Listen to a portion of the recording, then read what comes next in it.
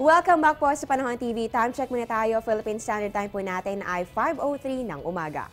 Ngayon po, dumako na po tayo dito po sa ating recap. Sa buong linggong ito po ay wala naman pong bagyo na umiral sa ating Philippine Area of Responsibility. Ngayon po magbalik tanaw tayo sa mga weather systems na nakaapekto sa ating bansa nitong mga nakalipas sa araw. Ito po ay sa pamamagitan ng Panahon TV Weekly Weather Recap.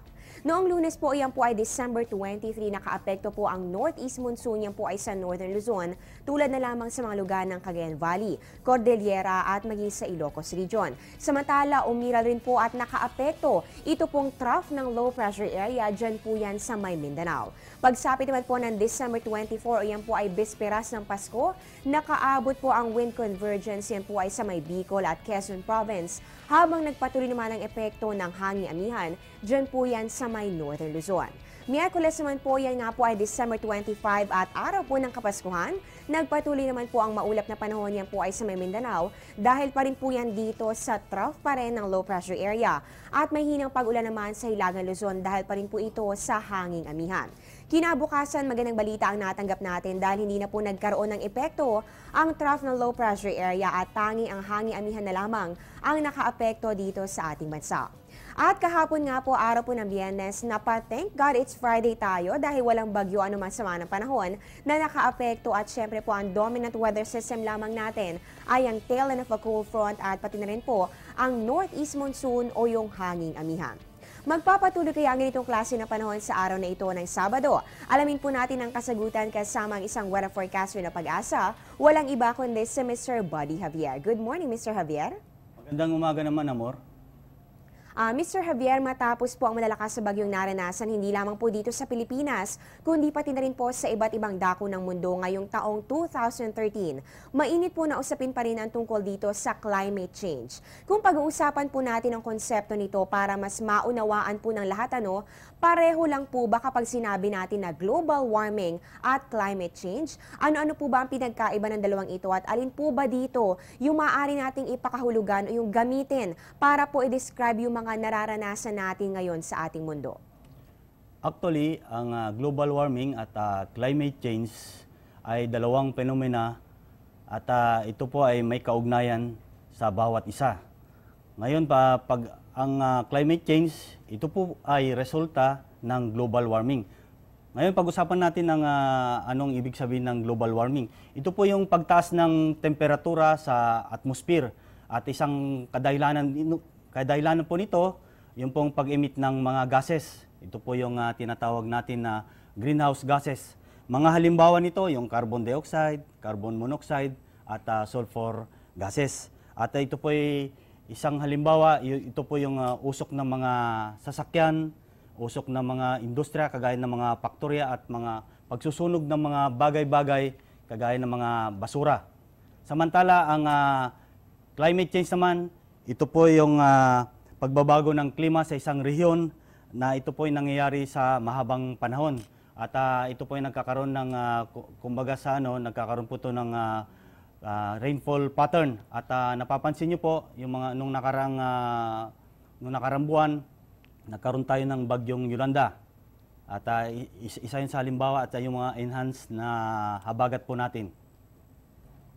Okay, so ayan po mga kababayan, naliwanagan po tayo ni Mr. Javier tungkol po dito sa dalawang magkaibang phenomenon. Yan nga po tinatawag po natin na climate change at global warming. Ibig sabihin po nito, hindi po sila magkapareho. Dahil minsan po, talagang nasasabi po natin na, ay naku, ito ay dahil sa climate change, ito ay dahil sa global warming. Magkaiba po ang dalawang ito. At nabanggit po ni Mr. Javier na kapag po merong global warming, yan po ay magresulta naman dito nga po sa climate change.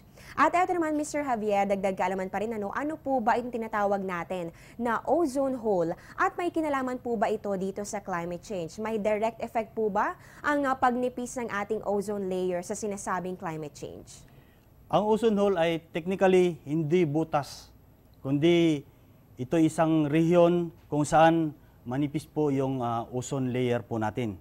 Ang pagnipis ng ozone layer ay pinapaigting ng climate change na resulta po ng global warming. At isang halimbawa nito, yung pagka meron tayong, kumbaga, numinipis po yung ozone layer natin, hindi niya po maharangan yung sinag ng araw at ito po yung isang kadahilanan na pagtaas po ng temperatura lalo po dito sa mundo natin. Okay, ayan po, tandaan po natin ang mga naibahagi impormasyon at dagdag kaalaman ni Mr. Javier sa atin ngayong umaga. Mr. Javier, dumako naman tayo sa lagay ng panahon dito sa ating bansa. Ano po ba ang magiging lagay ng ating panahon para sa araw na ito ng Sabado, lalong-lalo na? At marami po sa ating mga kababayan ang I'm sure lalabas po ng kanilang mga tahanan. Sa ngayon po, Northeast Monsoon o kaya yung amihan pa rin po ang nakakaapekto dito po sa Northern at saka Central Luzon. At bunsod nito, ang Mimarupa, Kabikulan, Silangang Kabisayan at Kanlurang Kabisayaan ay makakaranas ng maulap na kalangitan na may mahina hanggang sa katamtaman pagulan at pagkidlat pagkulog. Samantalang mga rehiyon ng gitnang Luzon, Cagayan Valley, Ilocos at Cordillera ay magiging maulap na papawirin na may mahinang pagulan. Ang Metro Manila naman at ang Calabarzon ay magiging bagyang maulap hanggang sa maulap na may pulupulong mahinang pagulan.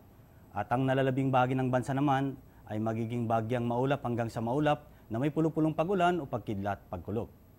Mr. Javier, saan po ba ngayon nakataas ang gale warning para po sa umagang ito?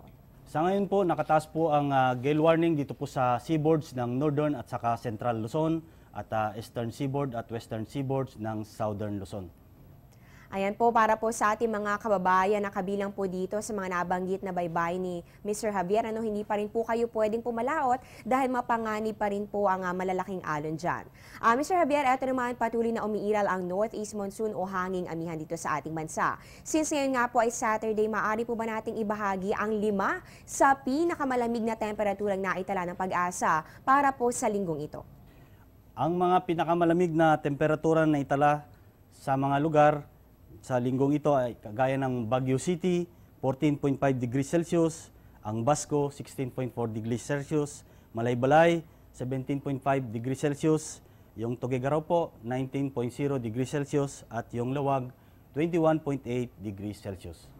Okay, maraming salamat po Mr. Buddy Javier sa bahaging impormasyon tungkol sa lagay ng ating panahon. Meron ka na lang po ba mga kaunting reminders para po sa ating mga manonood? Sa mga kababayan po natin, patuloy po natin na magdala po ng pananggala, lalo ngayon malamig. Kailangan po tayo magsuot ng bonnet o kaya jacket. At may kasabihan po tayo, sa taong laging handa, sa kunay walang panama. Ayan nga po at natunghan po natin si Mr. Buddy Javier na weather forecaster ng Pag-asa. Ngayon dumako na po tayo sa sunrise at sa sunset. Sisikat po ang ating araw, yan po ay 6:19 ng umaga at tulubog naman po yan 5:35 ng hapon.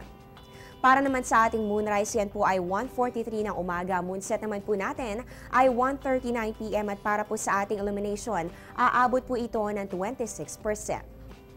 Para naman sa ating tidal predictions, ito po ay courtesy of NAMRIA. High tide po natin ay 6:29 ng umaga. Yan po ay 0.30 meters. At ang low tide naman po natin ay 1:52 a.m. Yan naman po ay 0.20 meters. Marami pa dapat malaman kaya magbabalik pa po ang Panahon TV. Okay.